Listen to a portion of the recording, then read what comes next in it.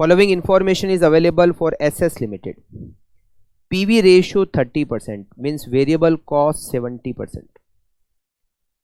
Operating leverage OL दे रखा है, financial leverage दे रखा है, लोन का अमाउंट दिया हुआ है, पोस्ट टैक्स इंटरेस्ट रेट 5.6%.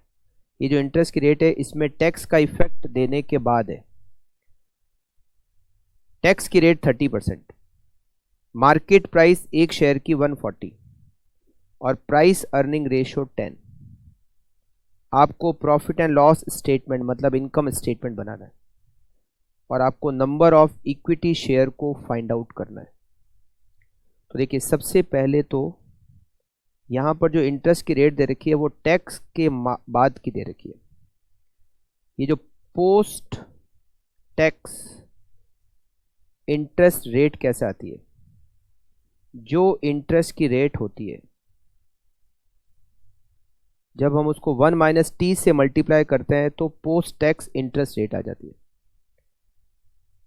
ये है 5.6%. हमें इंटरेस्ट की रेट नहीं पता और ये है 1 - 0.3. तो अगर आपको इंटरेस्ट की रेट पता करनी है तो 5.6% में 0.7 का डिवाइड करो, it is 8%. Rate of interest is 8%. तो ये जो लोन है इस पर इंटरेस्ट की रेट हमें मिल जाएगी 8%. इससे हमें इंटरेस्ट भी मिल जाएगा. लोन कितना है 1,25,000, उसका 8% 10,000 इंटरेस्ट हो गया. Working note first, working note second. हमें यहाँ पर FL दे रखा है. FL is 1.5. FL का formula EBIT divided by EBIT minus interest. EBT की जगह लिख दिया EBIT माइनस इंटरेस्ट. FL दे रखा है 1.5 equals to EBIT divided by EBIT minus 10,000. 1.5 EBIT minus 15,000 equals to EBIT.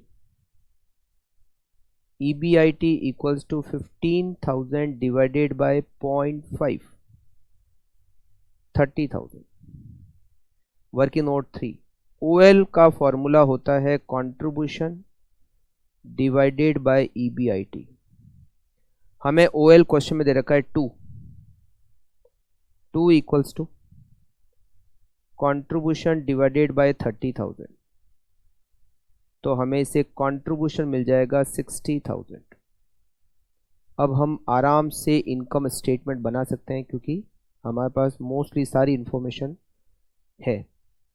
तो सबसे पहले तो हम यहाँ लिखते हैं इनकम स्टेटमेंट. ये फर्स्ट पॉइंट का आंसर, इनकम स्टेटमेंट.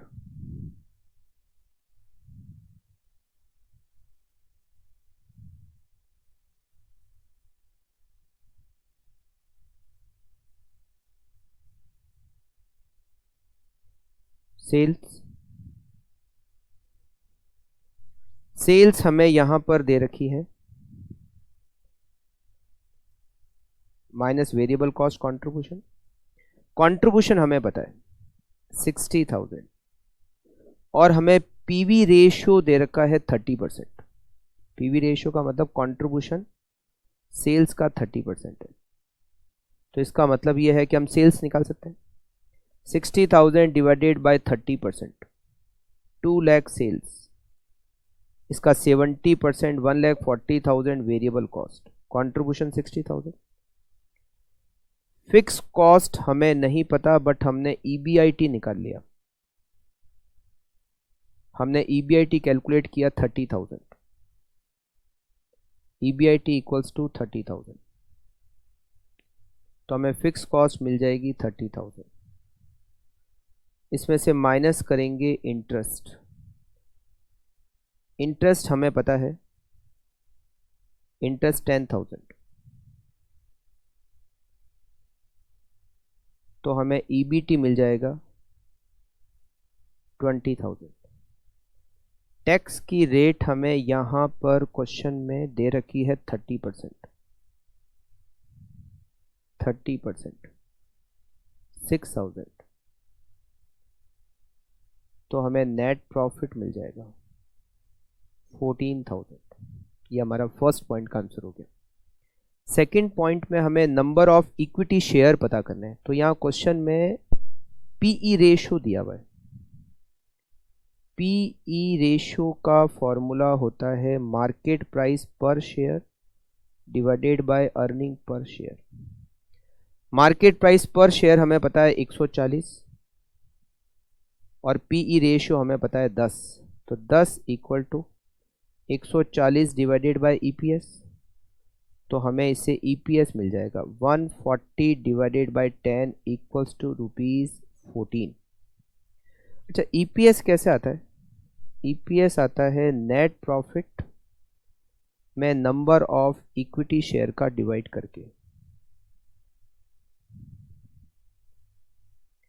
ईपीएस 14 है, नेट प्रॉफिट 14,000 है, हमें नंबर ऑफ इक्विटी शेयर निकालना है। तो number of equity share equal to 14,000 divided by 14 equals to 1,000। Number of equity share हो जाएंगे 1,000। ये हमारा आंसर है सेकेंड पॉइंट का।